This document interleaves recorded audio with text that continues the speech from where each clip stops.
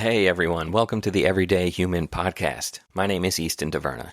Each day I'll share a reflection written by me and inspired by literature, poetry, music, movies, video games, and more. And after that, I'll share a prompt for you to write your own reflection. Together, we'll explore what it means to be human. Every month, we'll walk a new path, taking a look at life, death, the universe, and everything in between. Thanks for coming along. I'm glad you're here. For more, visit eastontaverna.com or join me on Instagram at _everydayhuman. Hello, everyone. It's the end of the month. February 28th has arrived, and time marches on. Today's reflection is titled, Worth the Price of Admission? It was inspired by a short little poem by Robert Frost called A Question. And for a poem composed of 4 short lines, it's a bit of a dark and deep one, but you'll hear it soon enough. Robert Frost, if you're unfamiliar with him, was an American poet living from 1874 to 1963. In his work, he explores the questions of existence, isolation, mortality, and the sort of confounding nature and complexity of the choices we make as humans. His work also often exhibits rural settings and farm life. They typically are character-based and sometimes satirical as well. His poems are accessible, and while some may look simple on the surface, they are quite deep and profound. You may have read a couple of his most famous poems, The Road Not Taken and Stopping by Woods on a Snowy Evening. And this man suffered greatly in life, which may have led to his writing the poem that is the inspiration for today's reflection. He lost 4 children, his wife and sister. His father died when he was just 11, and his mother died of cancer some years later. But it is evident he took his grief and, rather than letting it fester within him, he converted it to beautiful art that continues to inspire and shape lives to this day, I would say. Okay, here is the poem.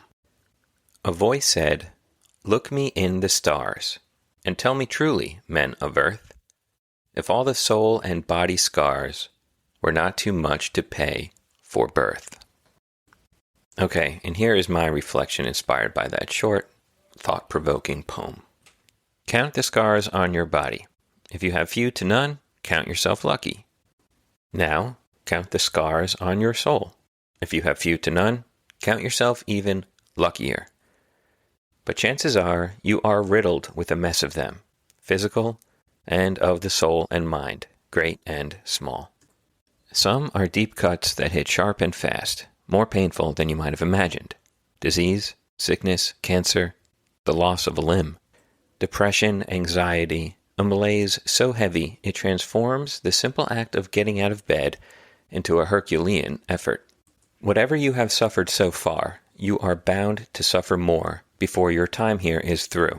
And sometimes the pain is so great, or the reason why forever lost in the dark, the price of life so high, that it leads to the question, is it worth the price of admission? While the chances of life, the odds of being born, biologically speaking, are astronomical, surely none of us chose to be born. We weren't waiting in the darkness, demanding to be plucked from nothing and transformed into something. But here we are, granted this chance at life, and the chance to be scarred from head to toe just by simply living it. Look at the news, step out into public, look at the state of the planet, and you might start to wonder if it is worth it. Bring a child into this world, and you might find yourself wondering if it was the right thing to do. As things seem to get worse and worse, was it fair to bring another soul into existence against their will and force them to have to endure the pains of life?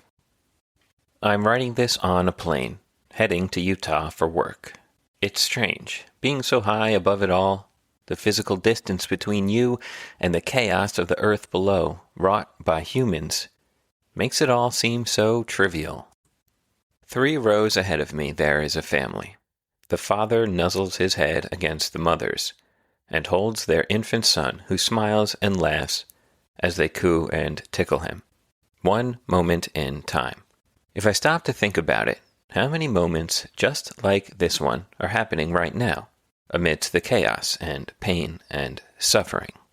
How many other beautiful moments between loved ones, between humans and nature, finding peace and joy and love in each other, in books, art, and music.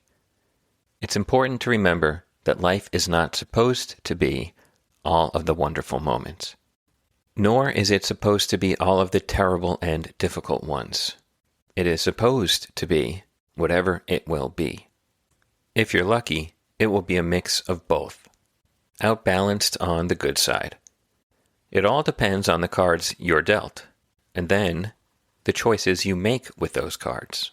But even if the bad side is winning out, look for those good moments and hold on to them.